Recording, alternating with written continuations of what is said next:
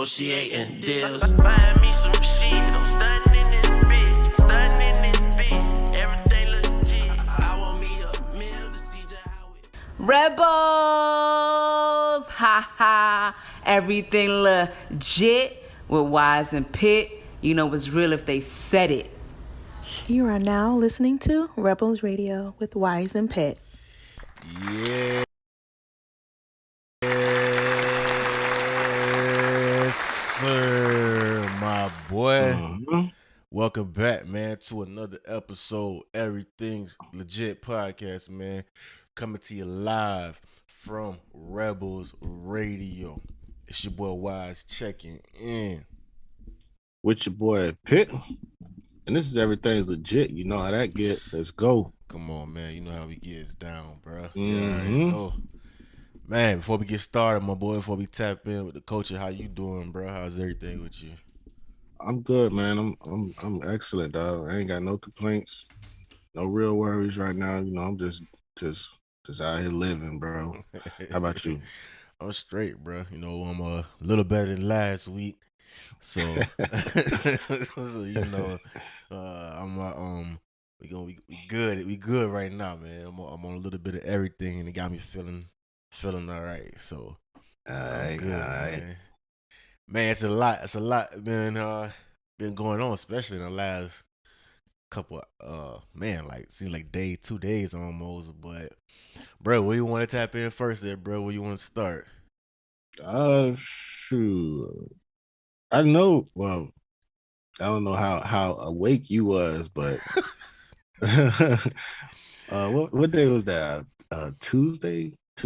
The internet wasn't working. Well, the things that most people use, like Instagram, everything Facebook affiliated was not working, bro. Like, no, they can't post. You can't communicate on WhatsApp.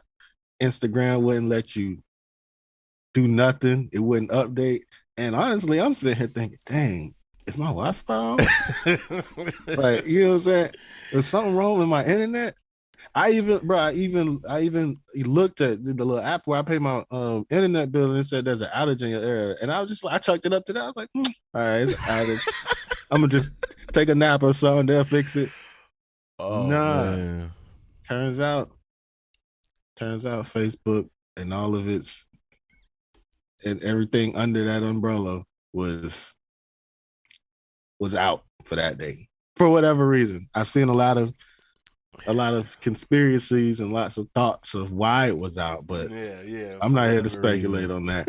All I know is I couldn't use it, and then I realized how often I use it.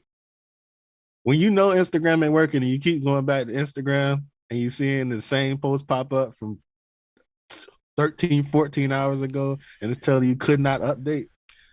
Yeah, that's when you know that you may have a problem with social media, and you should probably just lay off. I ain't gonna lie, I took me a nap. How about you? How did you deal with that? Bruh. I know you was probably dealing with other things at the moment, but oh man, being sick has its advantages. Because it's kind of like being the only sober person at a drunk party. You know what I'm saying? You get to see what's going on. Cause I was checked out. You know what I'm saying? That was the beginning stages of whatever it was that I had got.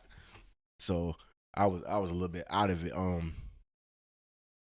But I started. There you go. It's coming back. There you go. I saw the mad scramble for everybody to figure out on their own what was happening. It's so funny to see everybody like, yo, is my phone out? Is that pay my bill? It's like, yo, they ain't know who to blame.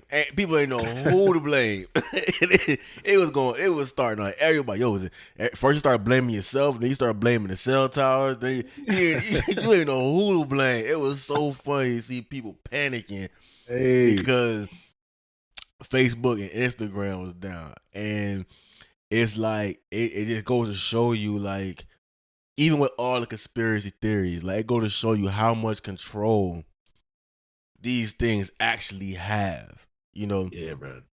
one of the things going around was like they talking about how they can use the algorithms to put certain things, make some certain notifications pop up on your phone that will trigger something in you that will cause you to open your phone and open the app. Like that's how deep that some of this joint go. And, and when you start thinking about it, it's crazy. But then something like this happens where there is an outage or something that went down in the servers for the social media, and you see the way people react. So then theories like that, it ain't hard to believe because you see how people react when it go down. Everybody start panicking. You know what I'm saying? Yeah. Nobody know what's going on. And it was just funny to see everybody kind of scrambling around trying to make sense of it all. Twitter was up and running. Twitter was alive. Yeah. Twitter was alive and running, bro. I heard Twitter was jumping. I heard Twitter was. I mean, I don't really use Twitter like that, so I'm on TikTok, and TikTok, all I'm seeing is people talking about how Twitter's jumping, Yeah. and I'm like, this is wild, bro. Like, Twitter that just shows you how I go though. Like, all right, this ain't working. I don't really use Twitter, but I'm gonna move over to Twitter. Yeah. I don't really use TikTok, but I'm gonna move over to TikTok. To me, Twitter still feels like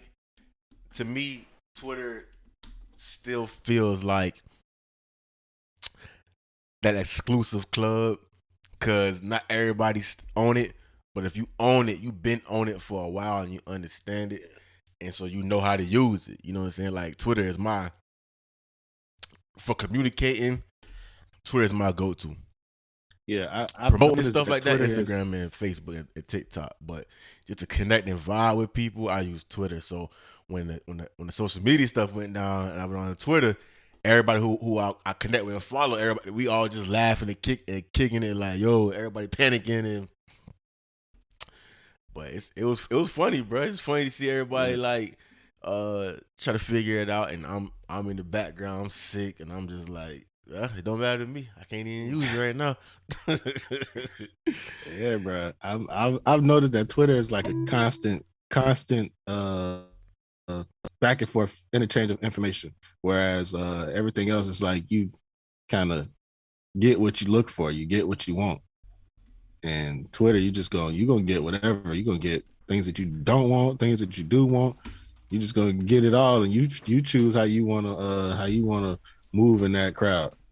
But it was never for me. Like I peek in every now and then, but still too confusing. I feel like an old head when I get on Twitter. Oh man. But you know what? The thing about Twitter is the place where you can go where it's like everybody is on the same thing at the same time.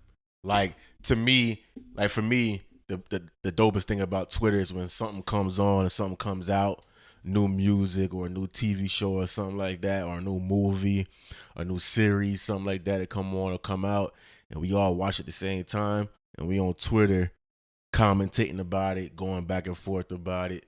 To me, that's the best part about social media, and you only can really get that on Twitter. You know what I'm saying? The only other place you really get that type of interaction is if something is happening on IG Live and everybody in the comments, everybody in the comment section. But that's to me, Twitter is good for that. So when the outage happened and all the conspiracies was going on, people didn't know how long the outage was gonna last, because a couple of days later we had the BET Hip Hop Awards. Yeah. and this year, it was back live because last year it was COVID. We had virtual. 85 South Show once again brought the thunder. Them boys once again doing their thing, setting the tone, growing. It's so dope to see them, getting better and better at what they do and getting so many opportunities. And that's a dope opportunity that they got to be able to host the BET Awards. So that's super dope. Uh, what did you think about the show in general? What was your feelings on it? Oh, overall, the in entirety, if I'm taking the whole thing into consideration, it was mediocre. It wasn't. I If I waited till today to watch it, I would have been okay. But because of who I am, and it's something to talk about. I watched it live. I mean, well, not live. I watched it when it originally aired, and I wasn't impressed. I was not impressed. There were a few things that I thought were really dope, and that was the Toby Wigway, however you say his name. His performance. Of course, we knew he was going to bring that energy, and that was exactly what it needed, what the show needed at that moment, because I'm sure a lot of people fell asleep on it because it was just uninteresting. The ciphers weren't where it was at to me. Like even D Smoke and the cipher wasn't dope, and I figured he'd probably be one of the dopest ones. I mean, he was all right, but it was regular. It felt so regular. Of course, 85 South, them being there, they every time they pop up on the screen, they bring they bring you back up, they bring your energy back up. But everything in between felt like fillers. That Bia performance to me sucked. And I know she's so much better than that. That opening performance by Young Thug, it was pretty good. It was decent. It did what it was supposed to do, which was, set the tone early. But then there was another performance that wasn't where it was at to me. Trina came out there to announce the award for Best New Artist. And all her thickness, All her Trina-ness, all her Southern glory. all her glory. Yeah. She Trina is always gorgeous. Although she did look Super facts. She did look. Yeah, she did, but hey, it's not our place. Yeah, she looked different. Yeah, so Best New Artist, Young Blue. I mean, in that category with those names that were there. Okay. Before you get there, I just want to say, because a lot happened before we even get to the award winners. First thing I want to do is give a big shout out once again to the underrated and sometimes underappreciated Big Tig. Oh yeah. Before the BET Hip Hop Awards came on, an hour before, they brought back the legendary Rap City. Rap City, the bass, City. back to the booth and all that. And of course, Tig came on the very first scene. As soon as it came on, he was freestyling, and he did his thing. He sounded like Big Tig. It was dope. They modernized it. The set looked 2021. You had DJ Drama was his DJ of the night. It looked good, nostalgic. It felt good to see Big Tig back on the TV. It just reminded you of coming home every day 4:00 from school, rushing in just to get in front of the TV to watch it. You know what I'm saying? You didn't want to miss it. It was the first show of that run of shows. It was Rap City. I can't remember what was the second show, and then it was 106 Apart. They all came on in a row, and just couldn't miss it. So it was good to see that. Good to see him have so many guests. Everybody come on and show love. Somebody said something to me, and it really got me thinking. Cause I didn't think about it at first, but once they said it, I was like, "Dang, that's what it's really missing." What's that? Somebody said to me that they should have went with a younger host. Mm-mm. Now, I mean, I think for the long haul, if it's going to be like a return of Rap City, something that's gonna come back on TV, they're gonna reintroduce that. I think you're gonna have to come with a younger host. I can see that. But for the moment, or for something like, hey, we're gonna bring this back, we're gonna give Tig a season or half a season, and then we're gonna introduce y'all to somebody new. I think it's cool. Yeah.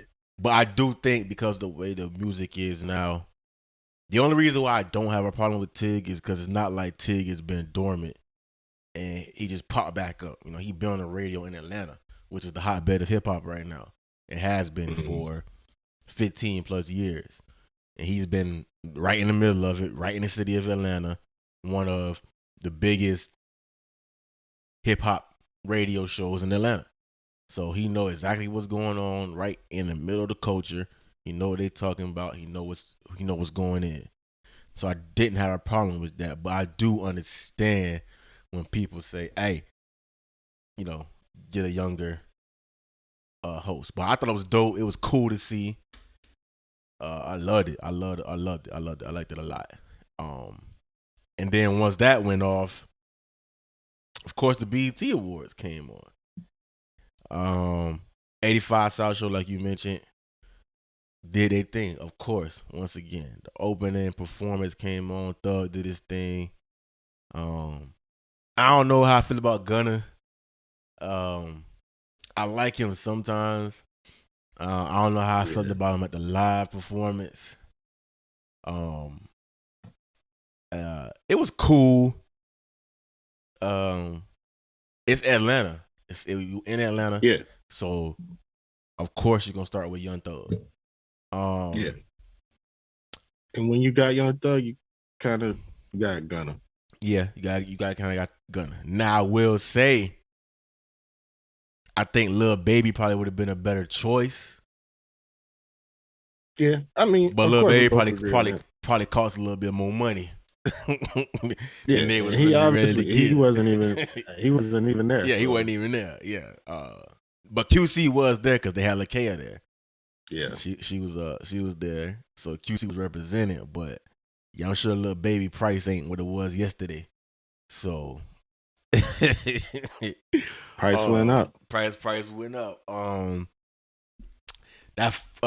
then the first couple of awards came on. Before we get to the awards, though, I did want to talk about because you mentioned the ciphers.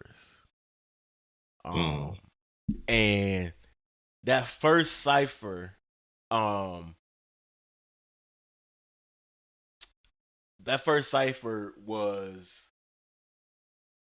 a bunch of up and coming artists doing their thing. Rico Nasty, Sleepy Hollow, Erica Banks, Fabio Foreign. They did their thing. Then you had one with Tusi, Lakea, Kid Ken, and Simba. Then you had one with Grip, D Smoke, Smino, Tierra Whack. Now, that one I think was the first one, the one that had Grip, D Smoke, Smino, Tierra Whack. When that came on and set the tone, I thought that we was in for an okay night because it wasn't bad. I agree with you with D Smoke. I thought when he came on, because he was the one that kind of hosted that cipher. Yeah. I thought he was gonna kill it. I thought D Smoke was gonna come on and do his thing, but he kind of just he kind of fell in line with where everybody else was before him. And I thought he was gonna come in and take it home. You know what I'm saying? Like D Smoke. That's what we expected. Yeah. But I think Tierra Whack did her thing. I liked her verse. Yeah. I mean, that first cipher wasn't horrible. No, it wasn't just trash. Yeah.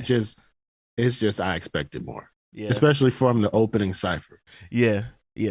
I think my expectations were already like tapered because I kind of figured that they weren't going to be able to get who we really want. Yeah. So it was a chance really to me for up and coming artists to me, that's what the BET Cypher is now. It's a place for artists on the rise to come through and make a stamp.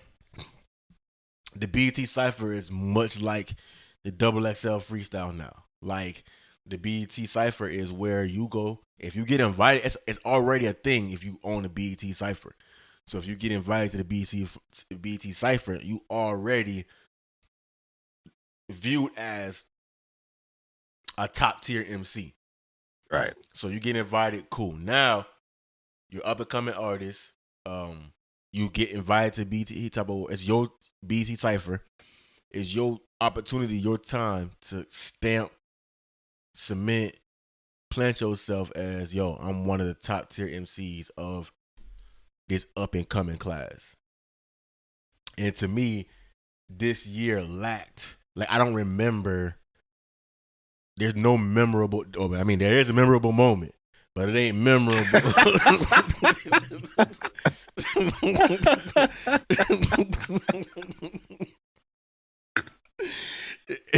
a memorable moment, but it ain't memorable for the bars. You know what I'm saying?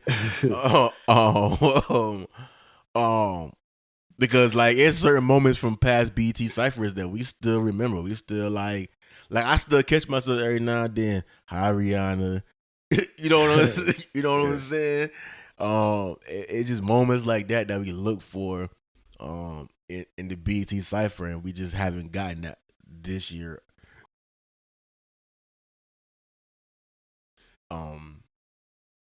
So but I think Lakaya is dope.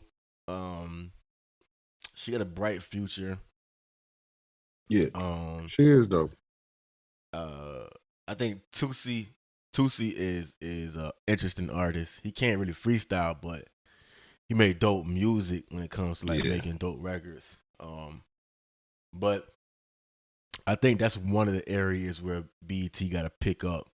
You know what I'm saying? Do a little bit more quality control. No pun. Do a little bit more. Do a little bit more work on that. So what was your favorite? Did you have any favorite parts of the cipher? Of the not the cipher. All right, well, nah. Like you said, Lakia, whatever her name is, she was probably the best out of all the ciphers, and that was just that. Yeah, that was it.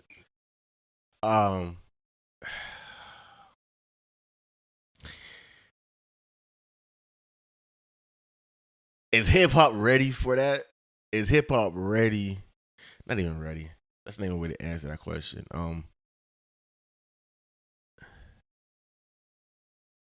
Never mind. Let's go to the award winners. Hey, we sound like the BET Awards right now. All right, whatever. Let's just go to the award winners. No, I'm just saying because, like, all right, Kid Ken came on, right? And it was obvious what it was about him. And then, of course, he mentioned it in his cipher. Yeah. That was his draw. That was his thing. What did you think about that whole thing? I didn't think about it. It was just one of those things that I was like, yeah, I can't wait for this to be over. But I feel like his part of the cipher was more planned than anything else. It felt like, okay. Yes. Everything around it was like the camera was like wherever he wanted it to be, and it was sounds weird catching his angles, like all types of, you know what I'm saying? Everybody else, they were just kind of just spitting regular, but he was doing a whole whatever. It felt like a plan. It felt like something that was just there. And it felt like his music video when he was rapping. everybody else felt like they were rapping. They were rapping in a cipher. Yeah. Yeah. Yeah. It felt like it was a paid opportunity. But it's like, what else was he supposed to do? He was there. Oh no, He had an agenda. He did. Yeah, he was there for an agenda. He there for a reason, and he did it. But it was just like, man, like, I mean, I guess, I don't know.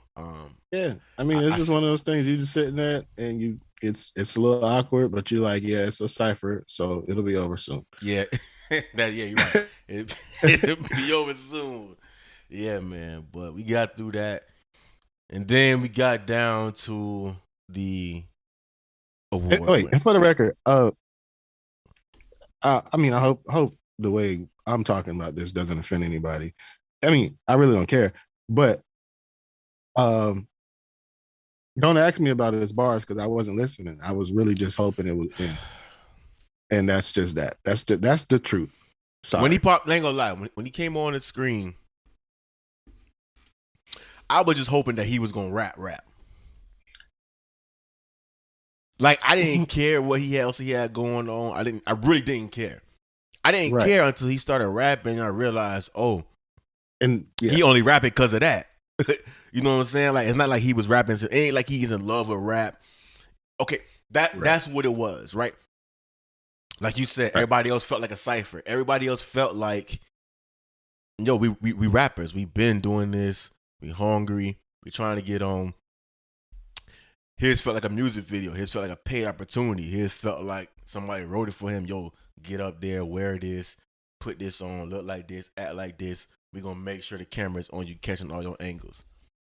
And exactly. It wasn't an organic, because that's how I was expecting. I was like, okay, that's his choice. Cool. That's what I want to be cool. Yo, can he rap? You know what I'm saying? Like, exactly, because that's what we here for. Is he gonna represent that way? Like, is he gonna be the first one of those to, yo, he can rap? Like, he gonna force us to listen to him because he can rap. Right. You know what I'm saying? Like, because that's what it's gonna take. It's gonna take, yo, look past all that. He can rap. He can't, like, this is your moment. You on the BET Cypher, you on the BET Hip Hop Awards, you on the Cypher. Like I said, the Cypher is now that moment for younger artists to stamp themselves. This is your moment. And you get up on there and it's like, yo, okay, camera's on you, Sean. Rap. Yeah. Well, that wasn't what it was. No. But yeah. Anyways, where you was headed? How you was headed after that? Oh, and then you mentioned, before we even get into the Hip Hop Award winners, the last thing I wanted to mention, because as I said again, the BET Cypher is a place for them to get they shine on, stamp your opportunity. The BET performances are for that next tier of artists to stamp themselves as a star. Yo, I've arrived. The opening act, Young Thug, this is my city. I'm the host of the BET Award. I'm the host city. I'm the host artist. And then all the other performances after that, they solidifying themselves as, I'm here, and now I'm about to take myself to another level. That's what the performances are supposed to be about. There's a little lackluster, like you said. Bia was cool. Lil Jon came out, did his thing, added energy to it.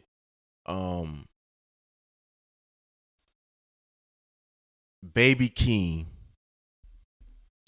came on, and when he came on, it kind of felt like he was surprised it was people in the audience. We didn't rehearse like this. Yeah.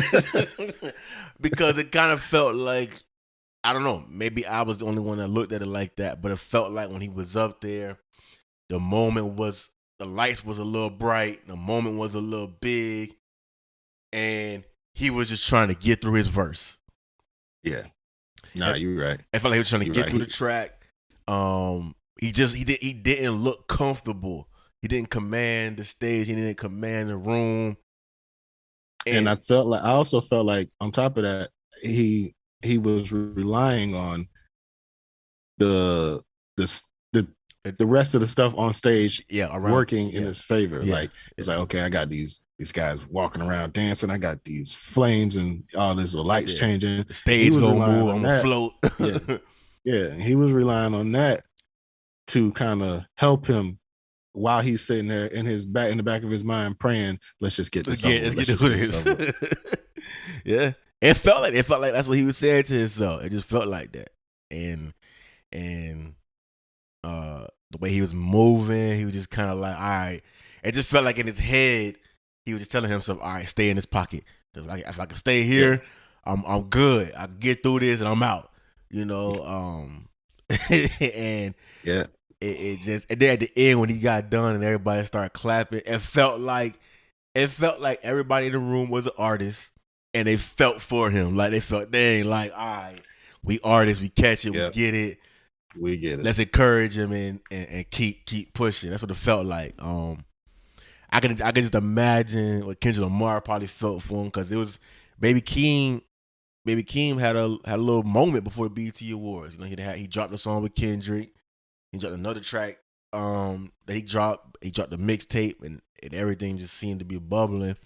And like you said, the BET performance is the opportunity for that type of artist to, all right, now I'm gonna cement myself as one of these type of artists, Yeah, but like I told you, like during the show, he looked like he was thinking, all right, what would Kendrick do? Like, all right, forget me, I'm gonna be Kendrick right now. And nothing was working. Everything that was going on in his mind, nothing was working. Only thing that was going right for him was getting through this performance. Yeah. And we're all glad he made it through that performance. Yeah, we all are, cuz that was rough. But he got through it. And then we started moving into the BET Hip Hop Awards. First thing, the Cultural Influence Award went to Tyler, the Creator. LL Cool J presented that to him, and then Tyler did his speech and pretty dope speech he did. But he won that award. That was the first, actually. He's the first person to win that award. That was the first of that award. Yeah, that was LL Cool J's Rock the Bell. Yep. Inaugural award for that. So that was dope. That was dope that LL Cool J presented him with it, and it was, like you said, his speech was dope. You can tell that he's just naturally that guy. He's naturally the way he is. Like you're getting the real him. You know what I'm saying? Whether he's just giving a speech or he's actually performing, you're getting the real him. Yeah. What do you think about that award coming from LL Cool J? The Cultural Influence Award coming from LL Cool J and Rock the Bells. I feel like it's perfect. It's necessary. LL Cool J is kind of LL Cool J taught us the definition of reinventing oneself to stay on pace with the culture. So as far as cultural influence, even later on, at the end when Nelly was accepting his award, he had to give props to LL Cool J, talking about all the stuff that he jacked from LL Cool J, you know what I'm saying? Because of course we watch Nelly's career and we see, where exactly he went, you know what I'm saying? He basically turned himself into LL Cool J for a good 5-6 year stretch. You start to look like him. Yeah. He had the whole pants leg up, everything. He started to look like him.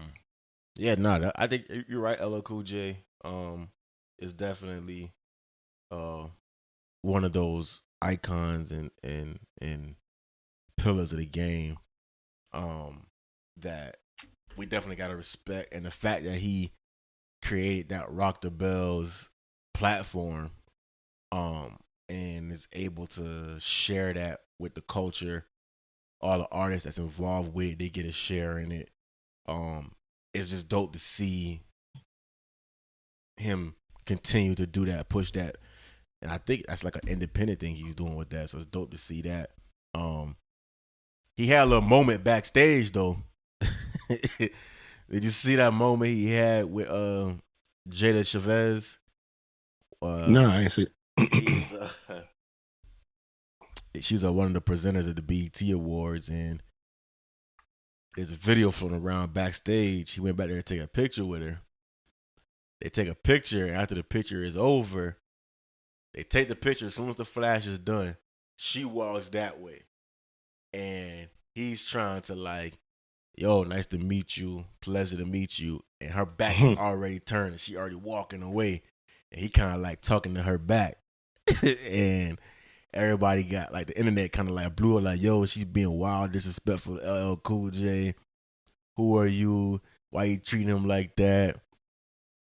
And of course, the internet is just the internet. It's gonna make you see it. So she had to actually come out yesterday afternoon and drop a not an apology, but she dropped the explanation.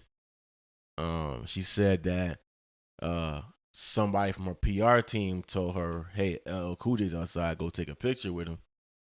And she said that at the time she was in the green room rehearsing her lines, getting ready to go on stage to present. And so when they told her, she kind of like, yo, let's go. So she ran outside. She said that when she seen him, she froze up. And she said that when she took the picture with him, after she froze up, she took the picture, she just kind of like did like a little fan move and kind of like walked away. And she said she didn't mean to, seem like, I didn't know him or I didn't respect him. She said it wasn't like that. When the way you was describing it, I figured that that's what happened. I figured that it was kind of like I just took a picture of LL Cool J. I don't know, like, what do I do now? What do I do now? He probably wants me to just go away. I'm gonna go. You know what I'm saying? That's just what it sounds like. But yeah, the internet, of course, trying to make that a thing. Man, whatever. But as you mentioned, Nelly won the I Am Hip Hop Award. How you feel about that? About Nelly receiving that type of award? I feel like it was deserved. Of course, there's so many other people that could have received that award, but given the stretch Nelly's had, the run he's had, I believe that we're living in a time where everybody wants to give their flowers while the person can still smell them. And because we're tired of waiting till a person dies to give them, the Lifetime Achievement Award and, I Am Hip Hop Award because he died last year. You know what I'm saying? We tired of that because then it feels like, yeah, y'all could have did this while he was alive. Now he's dead. We don't get to see him come up and accept the award. You know what I'm saying? Yeah. So I feel like it was deserved. It was necessary. Yeah. Man, Nelly had a run though, man. Nelly had a crazy career. It's funny because after the BET Awards, it actually made me go back and listen to the Saint Lunatics album. Man, I forget how dope that album is, dog. That album's super dope. Man. But Nelly's one of the first and only artists to go diamond. And it was just dope to I was watching the interview right after the BET Awards of Murphy Lee, and he talked about how he wrote and performed on like 3 or 4 songs on Country Grammar. And he talking about how when that album came out, Nelly made sure that everybody around him got a piece of that album. They still getting paid off of that till today. You know what I'm saying? Just to see Nelly has so many. One of the things that JD, who presented the award to him, mentioned was Nelly having hits in different collabs in different genres. Yeah. And JD mentioned how not easy that is. And the fact that Nelly kept doing it and he keeps doing it. And just the fact that he influence came from a region that and a place, a city that nobody really cared about or paid attention to when it came to rap music, and to make it out of there. One of the things that I keep seeing certain floating around is Nelly talk about how when he came out, he didn't have the cosigns like everybody else. Like he didn't have a 50 Cent, Dr. Dre cosign. He didn't have the, he said he didn't have that artist cosign. He kind of like built it on his own and came out through the mud. Mm-hmm. And when you sit back and you think about it, you kind of gotta, you kind of, his first single was him by himself on it. He really didn't have like a feature or nothing like that. Prior to that, they dropped the song and ran with it. Yeah, exactly. He dropped the song blew up, and that's kind of like, I think his first album, he only had like 2 features on there. Yeah. Other than the Saint Lunatics. Yeah. He had Lil Wayne on there and somebody else. I forget who. Yeah, you're right. I forgot about that. Yeah, he only had Lil. I forget who else. But it was just Lil Wayne. But yeah, man, shout out to Nelly. And I was watching something. Tell you how much Nelly winning right now. I was watching something, and it was the after the Ja Rule and Fat Joe versus. It was an IG live with Fat Joe, Ja Rule, Remy Ma, and Ashanti. And one of the questions they asked her was, "Would you get back with Nelly?" And she didn't say no. Like, she didn't say no. You know what I'm saying? So Nelly winning all around, bro. That boy having a crazy year. Yeah, but hey, and one more thing. In his acceptance speech, I sat there and I saw him struggling, and I just knew. I was like, yeah, this man, in the back of his mind, he keeps saying, "Don't forget the lunatics. Don't forget the lunatics." But he was like, I don't really want to mention them. Then. You know what I'm saying? Because most people, like, I know, like last year, sometime a lot of things came out about him, not really seeing eye to eye with Murphy Lee and all of them. And how he put them on, and he put them on shows. He was paying them out of his pocket, and they was kind of ungrateful. But to hear him mention them, especially at the end, he said last but certainly not least, the lunatics, we had a vision, and we, what I'm saying, we saw it through, whatever. And that was dope. But he was still petty though. He was still petty because he mentioned the Saint Lunatics, but he only named 2 of them. Yeah. He was like, shout out to the Saint Lunatics, and he was like, shout out to my brother Murphy Lee and Keywan, and kept it moving. He did mention Slow Down. No, that's what he meant. No, I'm sorry. He mentioned Murphy Lee and Slow Down. That's what he mentioned. He's like, shout out to my brother Murphy Lee and Slow Down. And he had his brother perform with him. Yeah. What is his name? I keep forgetting the man's name, but whatever. Free City. Yeah, Free City. City Spud. Yeah. And he was like, that was the first time being out at an award show with him since he'd been released. Even that part of the show is kind of weird. I don't know. Maybe it was just me, but I saw him sneak behind the car to get in the car from the passenger side and get in and hop back out. I was like, yeah, I saw you, bro, but whatever.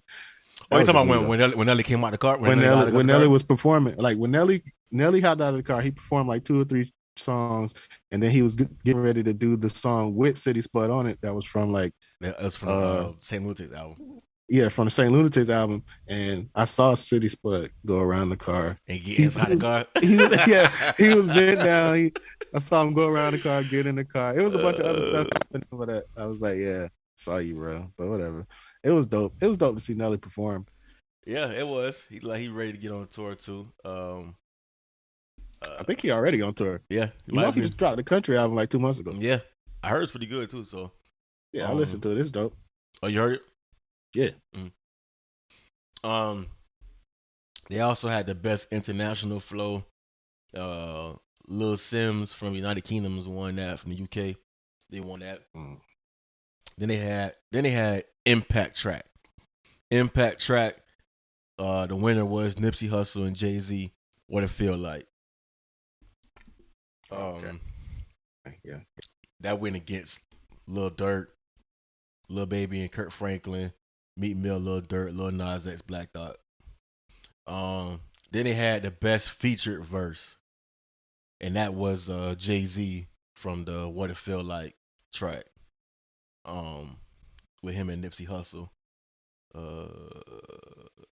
That's actually a pretty good category. They didn't really have too much. Actually, it went against Drake verse on the Amigos track, Having Our Way. He kind of went off on that.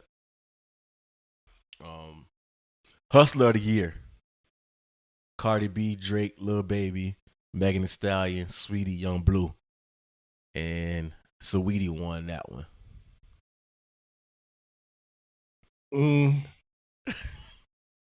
Yeah, I mean, it's better than alternative. Who, Meg? I wasn't gonna say it, but yeah. I ain't gonna lie. I expected Meg to clean up. I expected her to clean up. Of course, we all did. But when I saw that category, I was thinking, if Tory Lanez was here, Hustler of the Year would definitely go to Tory Lanez. But this guy. That's neither here nor there. That's neither here nor there. Not make that man. It was a thing. They had best new hip hop artist. The nominees were Blast, Coi Leray, Don Toliver, Moray, Pooh Shiesty, Young Blue. And Young Blue won that one. Yeah, when I saw it, I was thinking Moray, but then Young Blue kind of been doing his thing, you know, especially last half. Yeah. He been doing his thing. Moray would have been a dope one, but yeah, Young Blue. Song of the Year, Pooh Shiesty, Back in Blood, Roddy Ricch, Late at Night, Drake, Laugh Now Cry Later, Cardi B, Up, and Cardi B, WAP. And of course, Cardi B, WAP won that one. I ain't gonna lie, Back in Blood should have won that one. And I'm guessing the only reason why they didn't win that is because that man locked up. But Back in Blood was definitely a better song than WAP. Cardi, whatever.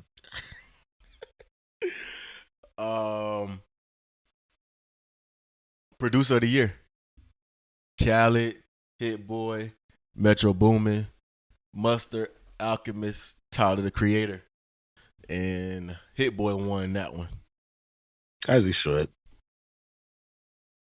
Hit Boy has a crazy run. He got album of every artist, revived Nas' career. Yeah, he should have won that one. Shout out to Hit Boy having a crazy run. Video Director of the Year. Now, this is a crazy category to me because some of these being nominated is lazy. Cole Bennett, Colin Tilley, Dave Meyers, Director X, Hype Williams, and Missy Elliott. First of all, why is Director X and Hype Williams in this category in 2021? I have no idea. But Missy Elliott won that award. This is award. These are like Producer of the Year, Video Director of the Year. They didn't air these awards. Yeah, I see. Yeah, on the awards. So shout out to Missy Elliott. Man, that's dope. To see Missy get in tune with that and win that award. One of the awards that made me upset that they didn't air, and they kind of made it like a little footnote, which is mad. This is kind of why the culture is what it is right now, because of how they did this award. They kind of just, oh yeah, by the way, the Lyricist of the Year. The nominees were Benny the Butcher, Drake, Cole, Lil Baby, Meg the Stallion, and Nas. Let me say it again. No. Let me do this again. The Lyricist of the Year nominees are Lyricist. Benny right? the Butcher, Okay. Drake, Lyricist. Okay. Lyricist. J. Cole, Lyricist. Lil Baby, Lyricist. Nas. Lyricist. And they threw somebody else in there, but Who? I can't read it. Oh, I mean, can you spell it out? Nah, because it'd even be worse. It has okay. the Stallion in it. Meg the Stallion. Who? For Lyricist of the Year. Never mind. You know what? Now that I'm actually saying the name along with the category, I see why they didn't air the award. They didn't want to have to go through the sheer disrespect and embarrassment of actually putting Meg Thee Stallion's real video up there with J. Cole, Nas, Lil Baby, and Drake and Benny the Butcher. They would look silly for doing that up there. So they had to just quickly give J. Cole his much deserved award because J. Cole is on that Lil Wayne feature run right now. And he deserves every Lyricist of the Year award. And we're supposed to hold BET awards to a certain standard. Lyricist of the Year is hip hop. And we just kind of glossed over that. So my thing is this. We ask BET, we say, hey, we need our own award show. Right? BET comes around. Yo, all right, here goes your award show. Couple of these winners are up and comers. They're mid B level celebrities, artists. The one A-list artist that you have that gets an award, that top tier artist, J. Cole. Instead of doing all you can to celebrate that award, make sure that he's there. Make sure that he receives that award. Make sure that he's celebrated so that anybody coming after that award, anybody that gets that award, holds it to that same standard. Instead of doing that, you 15 seconds before going to commercial, give us a oh by the way moment for Lyricist of the Year. Bruh. It's the BET Hip Hop Awards, and we are not going to acknowledge the Lyricist of the Year. After that, ain't nothing else to say. Ain't much else you can say after that. Hip Hop Awards, but we don't care about Lyricist of the Year. And then get mad when folk like J. Cole and them don't show up. It's like, yo, he ain't gonna show up because the award that he's supposed to win, y'all not gonna give it the proper respect it's supposed to get. Hey man, Y'all proving his point. Man, but shout out to J. Cole, man. Doing his thing right now, killing the feature right now. Then you had Best Live Performer, Busta Rhymes, Cardi B, The Baby, Doja Cat, Meg Thee Stallion, Tyler the Creator. Tyler the Creator won that award. I won a lot of awards. Yeah, he did. He actually did. Best. And he won't show up next year though. Nah. So now the only reason why he showed up this year is because he won the Cultural Icon Award. Because he's really the biggest artist of that generation that showed up. J. Cole, Drake, even Wale didn't even show up. He had an album dropping. You know what I'm saying? Best Duo Group, 21 Savage, Metro Boomin, Chris Brown, Young Thug, City Girls, Nasty C, Blackie, Lil Baby, Lil Durk, Migos. Baby and Dirt. Baby and Dirt won that one. Should have been Metro in 21. I still jam that album every day. It could have went either of those ways. So Best Collaboration, 21 Metro and Drake, Mr. Right Now. Bia and Nicki Minaj, Whole Lot of Money remix. Cardi B and Meg, WAP. DJ Khaled, Lil Baby, Lil Durk, Every Chance I Get. Drake, Lil Durk, Laugh Not Cry Later. Pooh Shiesty, Lil Durk, Back in Blood. And of course, Cardi B won that one. Best Hip Hop Video, Cardi B won that one. Hip Hop Album of the Year. Moneybagg Yo, Tyler the Creator, Migos, Meg Thee Stallion, Khaled, 21 and Metro, or J. Cole. And Tyler the Creator won another one.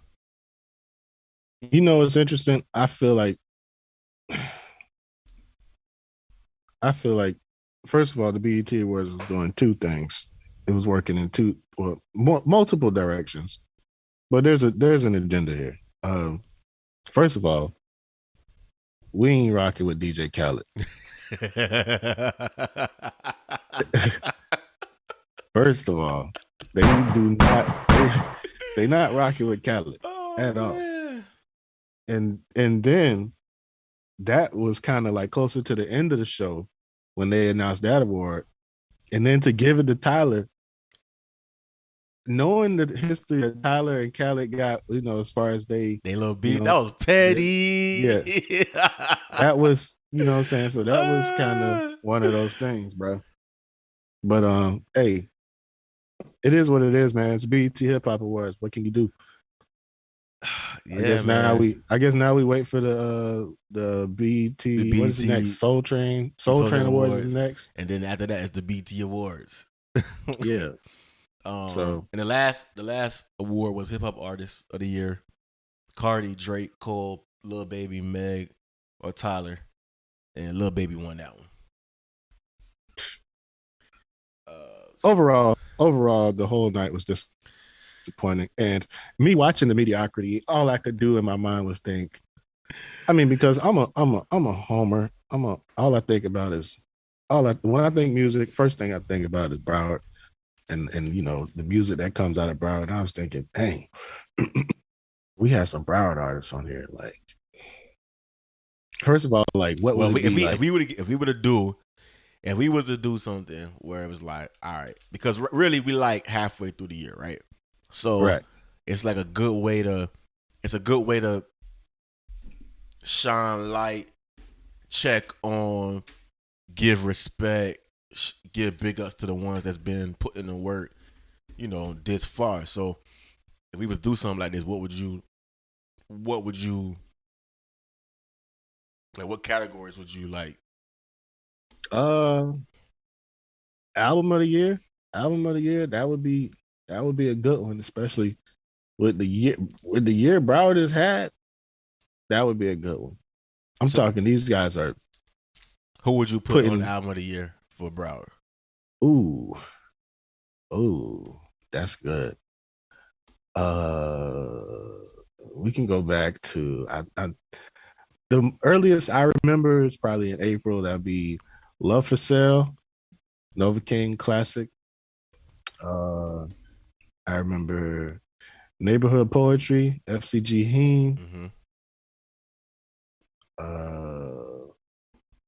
Cell Melodies, Polo Gutter.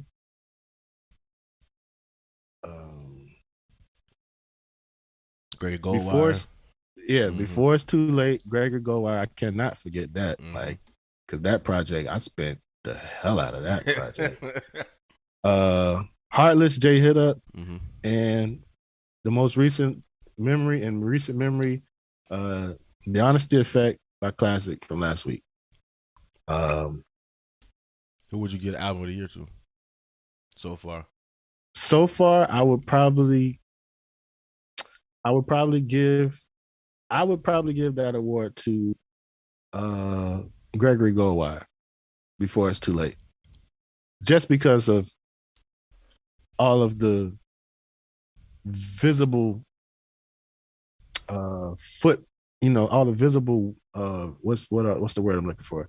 Work that I could see that was put into it, like all the way from the middle of last year, you know what I'm saying, when Before We Go, the video dropped and all of that stuff. That's what introduced me to Goldwire, and I was like, the sound was different. You know what I'm saying? The sound was more upbeat. It was different for Broward, for what was typical at the time. So, and then listening to the whole album and just the purpose and the direction of the album, it was all around just a really dope project. I mean, not to take anything from anybody else, because Jay Hit Up's project was dope. Of course, Love for Sale was dope. The Honesty Effect is pretty much a daily listen for me at this point. Especially since it just came out. It's more recent. So I mean, all of those are dope projects. Sell Melodies, Young Boy got his own flow, his own way. You know what I'm saying? He got something going.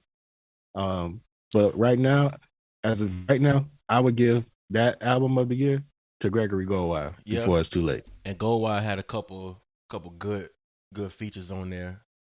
That Bobby Lou J hit up classic. Yeah. That was a good album. I think for me, I probably give it to,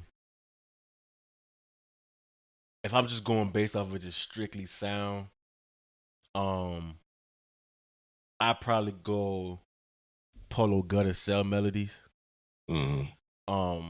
Cause I think that he's, like you say, he's the youngest. He the one that's up and coming. He got that hunger. You can hear it in the song and the music. Yeah. And him and his team put a lot of work into it. That Gregory Goldwire album sticks though. It really does. Love for Sale, obviously, one of the dopest albums to drop this year. Jay hit up Heartless. I mean, I think Jay hit up probably the most consistent artist right now. I would say between Hit Up and Goldwire. Yep. But Hit Up is he's just in your face. Like he's really in your face with everything. He's like doing his thing. He's relentless. Like Heartless, he is relentless. Like you can see that he's determined to keep his foot on next. Yeah. He really is. So that's a really dope album that he got out. Of course, FCG Neighborhood Poetry. I mean, it is what it is. He's probably the biggest artist outside of Yak in Broward. And he just, that's how he move. But I think Cell Melodies is probably my favorite album out of these that's coming out. I mean, that's out so far. I like one thing I like about Cell Melodies is that you can hear, like you said, he's hungry, but you can hear the hunger. Yeah. You can hear the struggle. Mm-hmm. You can hear that he want it. Yeah. You know what I'm saying? So I would also add, if I could, one more to this list. 9-3 Purpose from Miami. He dropped 400 Seasons. And that's another dope project from the backyard.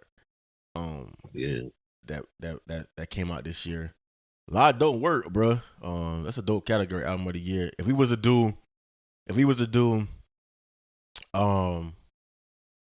singles from the crib. Hey, now that's a good one right there. So we starting from the beginning of the year. Okay. Playground by Roe. Okay. Whoa by T Stunner. Hot Sauce by Classic. Dale, Nova King, 93 Purpose. Step by Super Saiyan, which just came out. And Yeah We Up by Stephen the Guy. And I would say, for me, on that category, I ain't gonna lie. Whoa by T Stunner, that was a dope track. He surprised me on that one. He surprised me on that one. But my favorite out of all of those was probably, I don't know, because I like Hot Sauce and I like Step. I like Dale too. I like all of them. This is first of all, shout out to you for putting a lot of this together. Cause this a dope. That's a dope list for if we was to do singles so far. Cause just looking at it initially, my eyes already automatically go to Dale. But I go back to Playground, and I know all about that. That Whoa T Stunner, like you said, that was unexpected. Yeah. And then classic Hot Sauce, man. I was just listening to that the other day. That's probably my favorite. That's one of my favorite classic songs. Bruh. It was because it was different for him. Yeah. It was different for him. It had the different bounce. You know what I'm saying? Like, yeah. this is a tough one, but if I had to pick one, it's Hot Sauce. Hot Sauce classic. Um, I will say that 3 of these tracks are very different for the artist. Whoa, T Stunner, Hot Sauce Classic, and Dale. Yeah. Man, I don't know, man. I want to say Dale, but I think Playground. He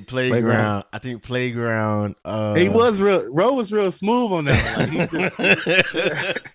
I think Playground. I like the 50 Cent flip. Yeah. I like the beat. I like what he was saying. The video is super dope. Yeah. Shout out to Oasis Imagery, putting that down. Man, dog.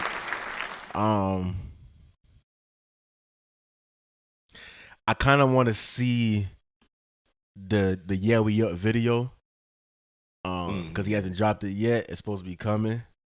I want to see the Dale video too, because those 2 videos might sway me a different way.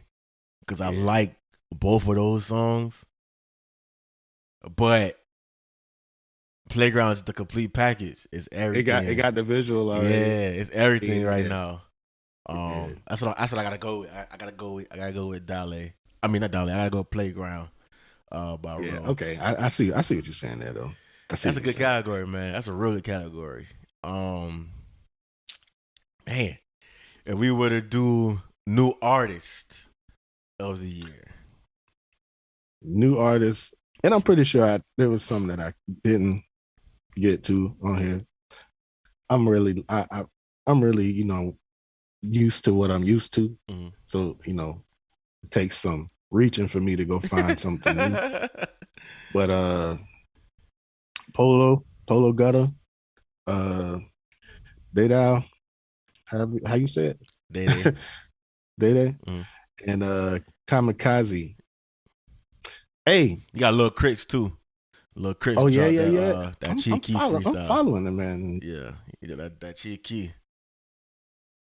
But when it comes to new artists, as far as his swag, his flow, just the style, like we mentioned before, the hunger, I would go with Polo Gutter. Yeah.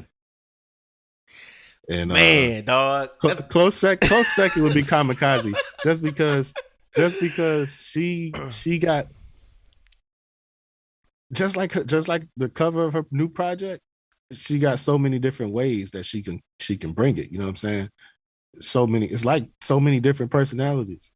I've listened to some of the project, and it's not what you expect from her, like her Instagram clips and stuff like that. She's different from what you look at. You know what I'm saying? And so she would be close second, but I would go Polo Gutter. I would go Polo Gutter on that one. Oh man, I ain't gonna lie, dog. This is a hard one for me. Especially if I was to add Lil Cricks to it, because I've seen Lil Cricks movement from the Chief Keef song, and the timing of when that blew up was perfect, because that was around the time when Lil Durk and them was really in Fort Lauderdale, tapping in, doing whatever, and he dropped that, so he was right. He was where he needed to be, meeting who he needed to meet, get his name out there. He blew up quick. He's blowing up quick, because he still has some work to do. I think Day Day probably is got the most potential out of everybody because he make different music. Yeah, I see that too. Like he can go multiple ways with it. Yeah, he can go multiple ways with it. He just gotta have more confidence, which I think he's getting right now. He's definitely gotten a lot better since I think you put me on to him like a year ago. Yeah. I can see the growth in him. I hear it. He only getting better. And I feel like him and Polo kind of feed off each other's. They do. Energy. Yeah, they do. When they especially in the studio together, they rock as a good energy.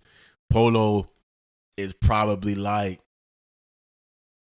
the most ready, like to go right now. If he got the right sound, he'd be ready to go. Kamikaze work ethic is probably the best right now. She got no let up. She not taking no. She not taking no waiting. Dropping albums, dropping singles, keeping up on the timeline, in our face, in our head. Mm-hmm. Man, dog. I ain't gonna lie. I probably gotta go Kamikaze, dog. I probably gotta go Kamikaze, dog. Yeah, I figured that's where you were leaning towards because like we said, she just it's different. It's different to see a female rapper be so consistent. Like you can tell, like all of them are hungry. Yeah. All of them want it. Yeah. But I think it's her being a female and wanting it just as bad as those dudes do that kind of makes her stand out. Yeah. Because she's definitely hungry for it. Yeah. One more category I wanted to do. If we were to do producer of the year. I was gonna add that, but I knew you was gonna go ahead and throw it in there anyway. So if we do producer of the year, I got 4 nominations. Okay. Well, I got 5, but one of them. Okay, so we got Jaffe. Just give me the 5. Okay. We got Jaffe. All right. We got Double A. Okay. We got Oslo. Okay. And we got Raj and Twinkie. Ooh. So I don't know if it's Raj, Twinkie. Nah. We gonna put them together. We gonna put Raj and Twinkie. All right. So that's 4. That's my 4 for producer of the year so far. Raj and Twinkie, Jaffe, Double A, Oslo. That's tough. That is not easy. It's so many ways you can go with this. Oh my God, this is a good one. Oslo. Man, first of all, let me start off with saying this.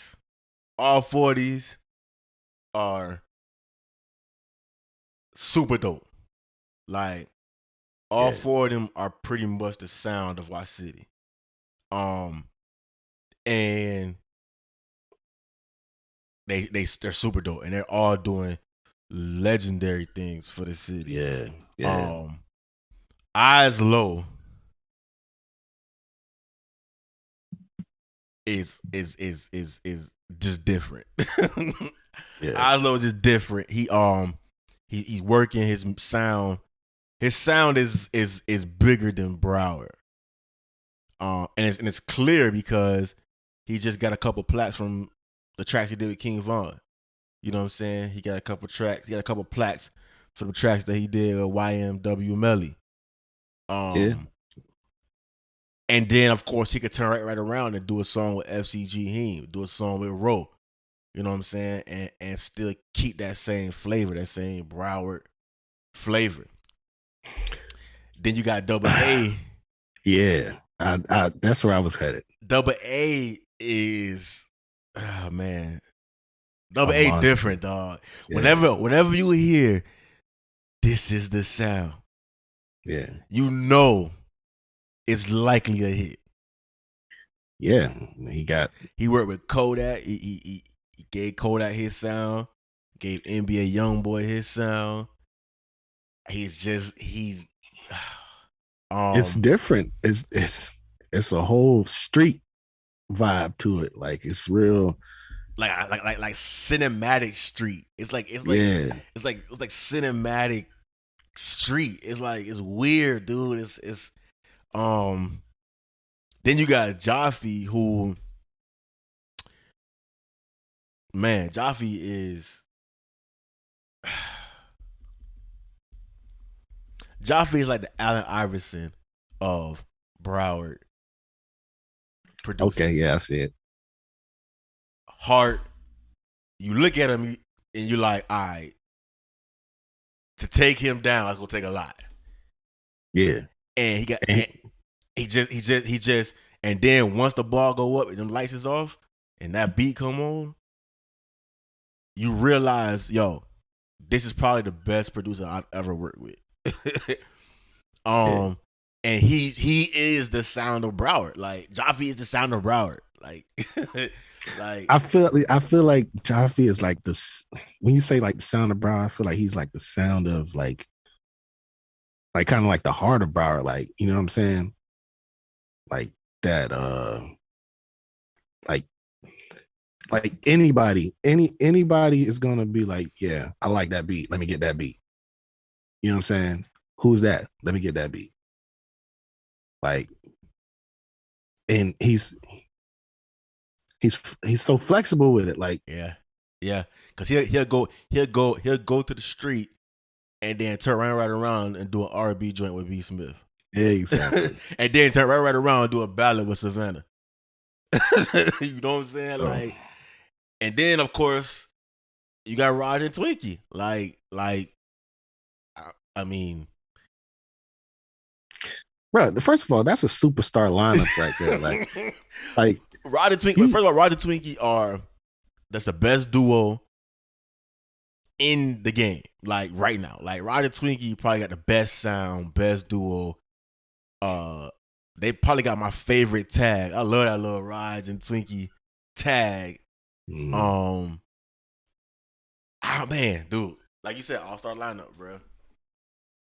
All right, so if I have to pick one for best producer, I would.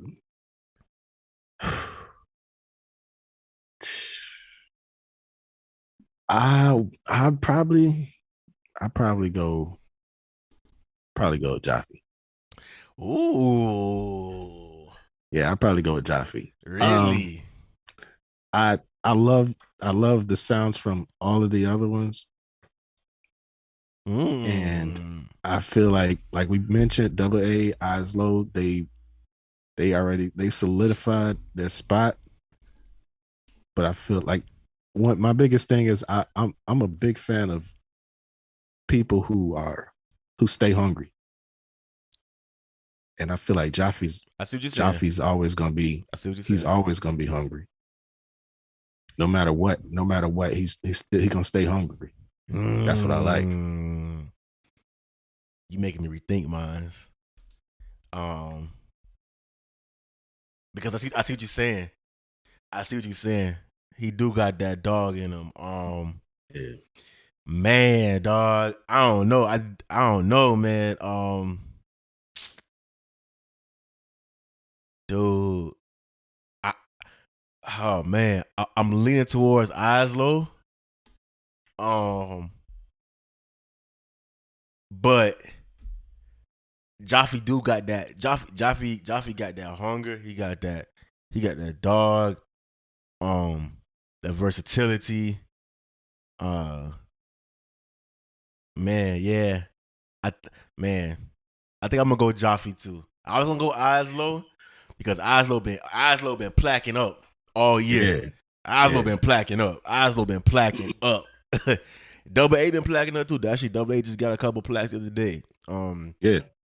Oslo been everywhere, and Oslo has become more visible over the past couple of years. Like, he used to be just a studio dude, but his sound is growing and everything about him is getting so much bigger that he's becoming more of a personality, more of an entertaining producer, and that's getting him everywhere. But sound, hunger, yeah, I'm gonna go Joffy. I'll go so far, 2021. We're gonna go Joffy so far. That was dope, bro. That was dope, man. Like, we gotta do that more. It's so much, like you said, so much talent in our city, dog. So much stuff going on. Yeah. Most definitely, and if we don't shine light on it, if we don't tap into it, bro, like nobody else will, dog. And I know for sure, if nobody else, dog, you appreciate it, and it's like it's what we need, dog. So shout out to everybody in the city. Yeah. Anybody who knows me knows that I have a passion for, about the music. So, like, I'm gonna listen to that before I listen to a new mainstream artist drop any day. Yeah. So that's just what it is with me. Like, I can't help it. Yeah. It's I wear that. Yeah. Nah, man. That was dope, man. And of course that's basically why this podcast is even constructed, you know what I'm saying, to bring light to that, shine to everybody in our city doing their thing. While we here and we local in the city, any new music you been tapping into? I know I've been tapping into. I'm waiting for that Roe and Pete Smith Renovate video to drop. That should be dropping sometime soon. Roe dropped the teaser for it. That should be coming out soon. I know that 9-3 Purpose is dropping that duet song today. It's supposed to be coming out. He got a new track coming out. Kamikaze dropped her album, going Kamikaze. And that just came out. She also dropped a new video. Kami Gang, I think is what it's called. The new video that just came out. And I believe that's it for me, really. That's all I really been tapping into. As far as like local music. I know that shout out to Dirty 1000. He just dropped Dirty 1000 just dropped a new Hotbox EP. A new Hotbox freestyle. Oh, okay. Hotbox is the Dollars and Deals freestyle room. And Dirty is the latest artist to get on there. He just dropped. What's up. Yeah, he just dropped his freestyle. Also too, man. Whoa, big shout out. To DC, the legend DC. JoJo just dropped the album, an EP, Try Not to Think About It, and it hit #1 on the iTunes R&B chart. And of course, DC had a hand in engineering and helping to produce and executive produce that project. What's up? Yeah, so he got his hands all in that, and that just went #1 on iTunes. Shout out to the whole team. Shout out to DC doing his thing. And speaking of getting plaques and getting plaqued up, Oslo got another plaque today. He just hit. He just got another gold plaque for the song Don't Need Time, the Hot Boy song, the single. Yeah. That joint just went gold. Oh boy, Oslo plaqued up. And that one right there. Man, and Lil Baby on the remix. Need time waiting on nobody. Boy, look at here, bro. That's man. See, when we talking about producer of the year, I mean that boy. That boy everywhere. But Eyes Low is everywhere, man. Everywhere, dog. Shout out to Dollars and Deals, everybody that's over there, bro. DC, Joffrey, Eyes Low. That's the song line, bro. Them boys are working. Yeah, Getting in man. that work, man. Man, that's I super dope. ain't really been tapped into nothing new. Just same stuff. That we talked about last week. I have been kind of stuck on that.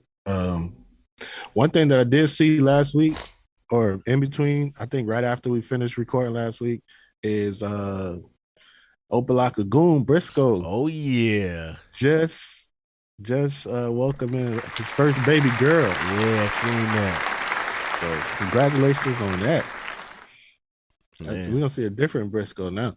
Come on, man. You already know it, man. Shout out to Briscoe doing his thing. I also saw that one of my favorite artists from Dreamville, Luke, dropped his project, Gold Mouth Project. I haven't had time to sit with that yet because I've been running around. I've been sick and my ears been clogged up, but I want to give it its proper thing, its proper listen. Because he's a lyricist. Same thing with the Honesty Effect album by Classic. I want to give both of those as proper due this weekend. Now that my ears are a little bit back together. Did you see your favorite MMG artist first week sales? My favorite MMG artist didn't drop a project. No, he did. Meek Mill dropped a project. He did. Oh, your boy. Yeah, your favorite artist. He dropped a project. Your boy. Okay, no, I didn't see his first week's numbers. Yeah, man, he dropped I didn't even listen to that project. Oh, that's what you're going with now. You didn't listen to. All right, I mean that's cool. Yeah, I mean, but he supposedly the Honesty Effect. He supposedly dropped $80K the first week. Why you said that? Why you said that? Why you said that out loud? How you feel about your boy? You know, the one you've been championing and highly anticipating his album to come out that you really been just, campaigning for and you couldn't really wait for. How you feel about him coming out and dropping and only doing $80K? I made a post yesterday and I was telling people how I support the artists that I like, my favorite artists. And basically all you gotta do is just search for their name and their new project and hit play. Now, if you didn't do that for your boy, that's something for y'all to talk about. I never promised him anything. That's your favorite MMG artist, and you neglect. I just want to know. I forgot you wasn't feeling well. Your ears was clogged, and that's why. So you gonna catch up this week? I got you. I just want to know. I just want to know. I just want to know. Let me know how the project goes, bro. I just want to know how many spins, because I did see that video you posted and you mentioned how you allow your iPad and iPhone and your streaming services to continuously spin. And that's real good that you support, your artists, your favorite artists like Meek Mill like that. So how many of that 40, what percentage of that 80K do you think you've helped spin? 0. A whopping 0. I haven't. Since last week when I mentioned that project and I showed y'all on my tablet that it showed up on my title home screen, that was the last time I saw it. I never clicked it. Man, listen, Meek Mill doing 80K first week. What you think? Man, it's time to hang it up. Oh man, what do you think is to? Okay, first of all, is 80K a good week? No. Why is it not a good week? ADK is not a good first week. We're talking about new things.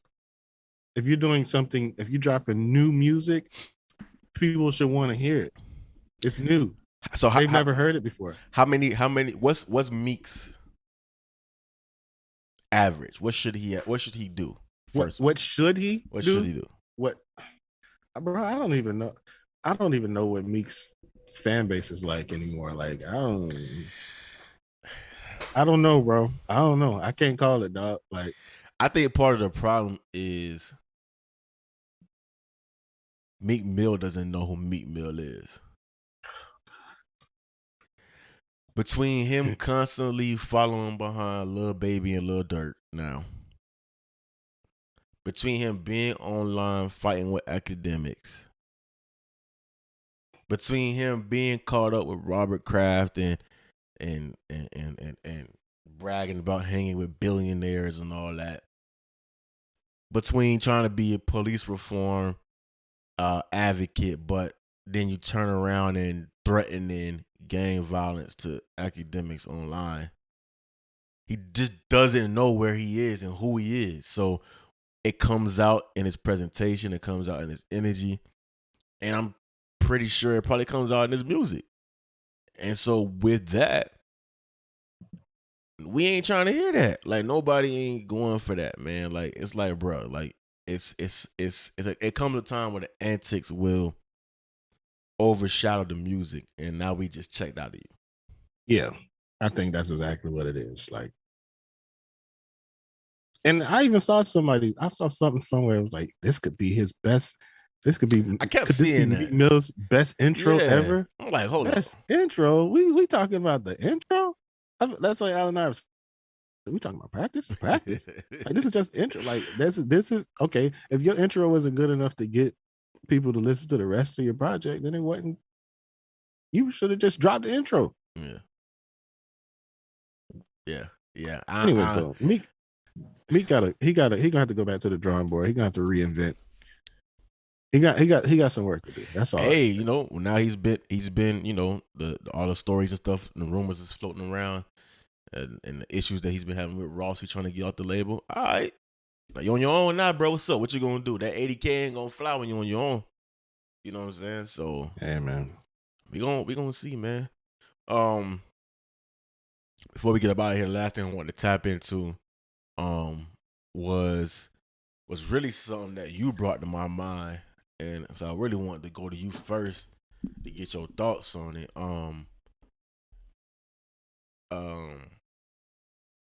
Last night, you were telling me that Kodak was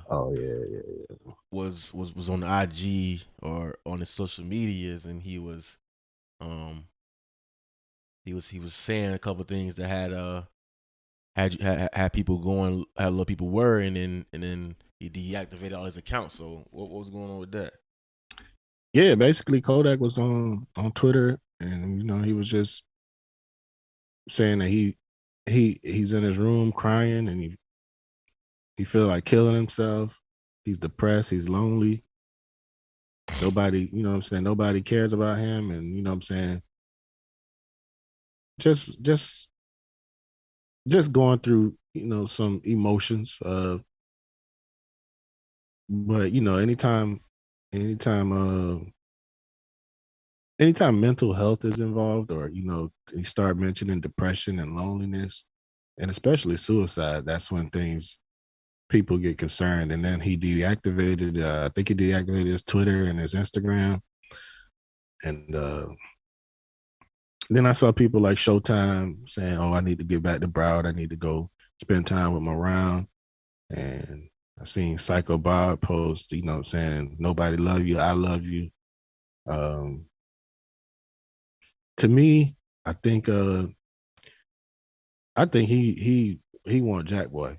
He want. It's like, I just want my friend back. You know what I'm saying? For context, stuff like that. Context, he wrote, "So lonely, depressed, and sad, and effed up. Nobody love me. Nobody cares. I'm everywhere at once. Friends playing in my head. Girls playing with my heart. Wish I can go back to the start. I'll never be famous. And then he wrote another tweet, sitting in my room crying, feel like killing myself. And then after that, he deactivated everything. Yeah. So, I mean, right now at this point, we could just only, hope for the best, wish the best for him. Hope he get the help that he need. Why you think it takes something like this, like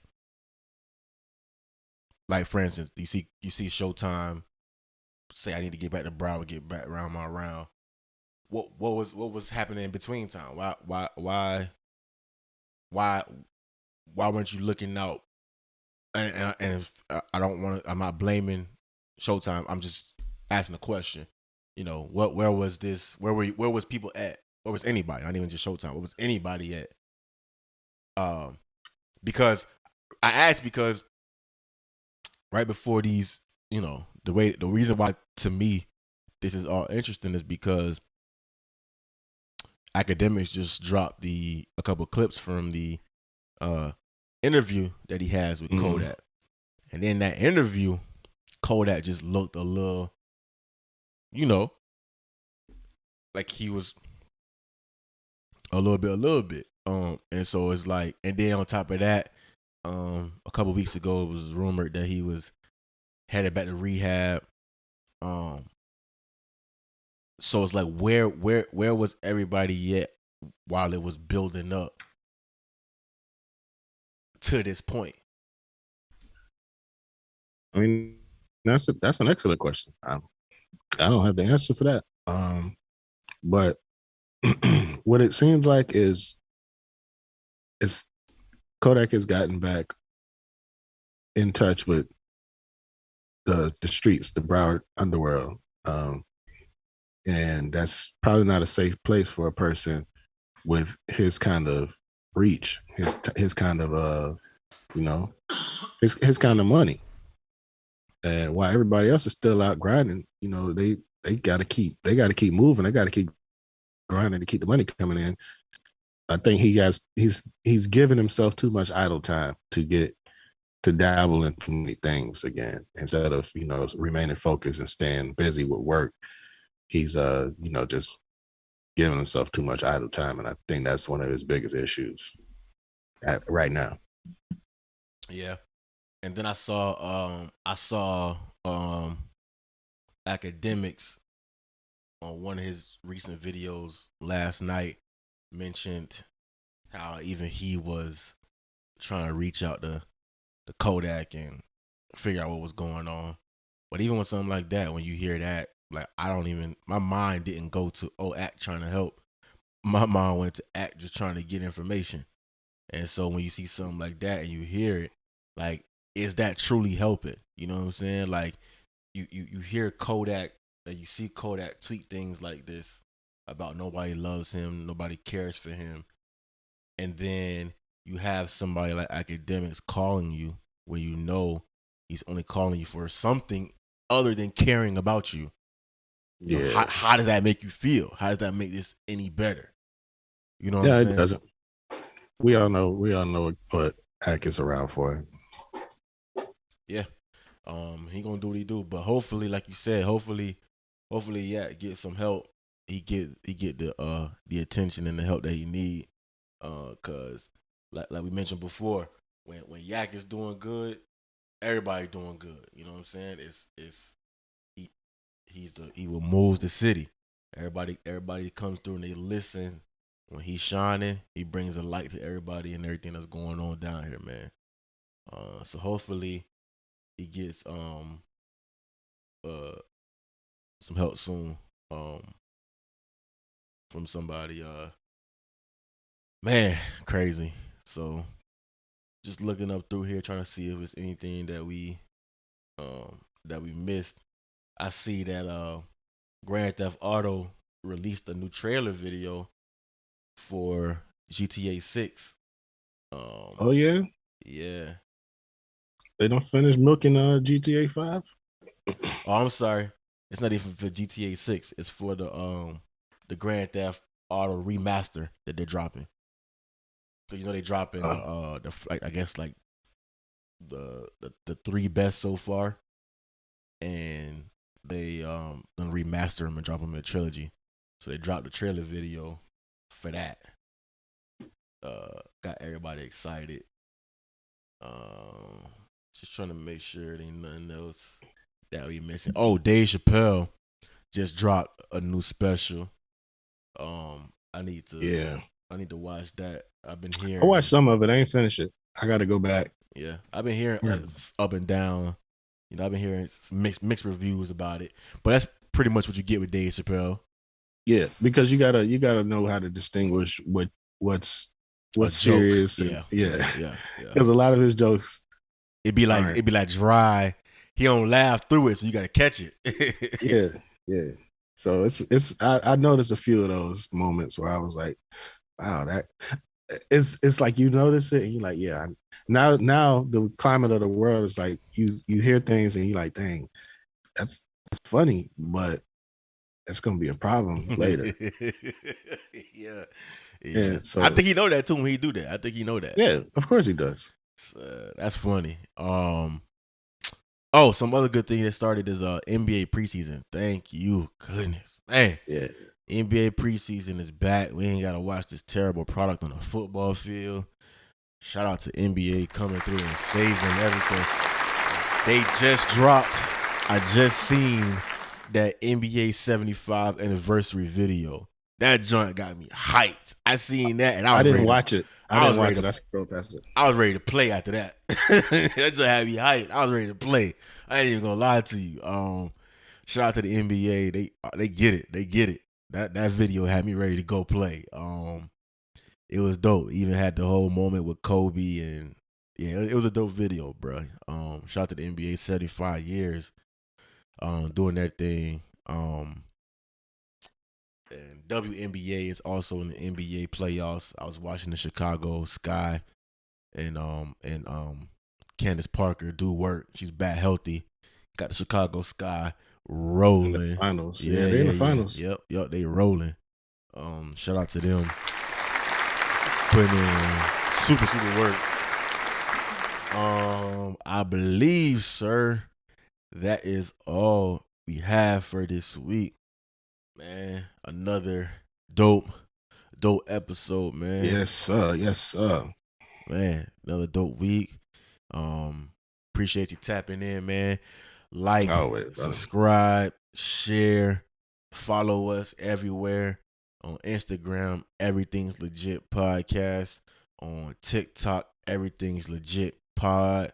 Search on YouTube, Everything's Legit Podcast. New episodes every Saturday on SoundCloud and YouTube. You can catch me on Instagram at B_RealWise. Catch me on TikTok at The Rebel Wise. You can catch me on Instagram at _King Pitt. I don't even know my TikTok. TikTok is like King Pitt. King Pitt 954. King Pitt 954. Yes, sir. Shout out to King Pitt 954. Shout out to everybody tapping in, helping us double up. Like, subscribe, share, comment, all that good stuff. And until next time, my boy. Hey, what it is, it's the Fortune Teller Classic, and you tuned in to Everything's Legit, for that legitimate shit only, with my player partners, Wise and Pitt on Rebels Radio. Tap in, nigga. Yeah, you already know it.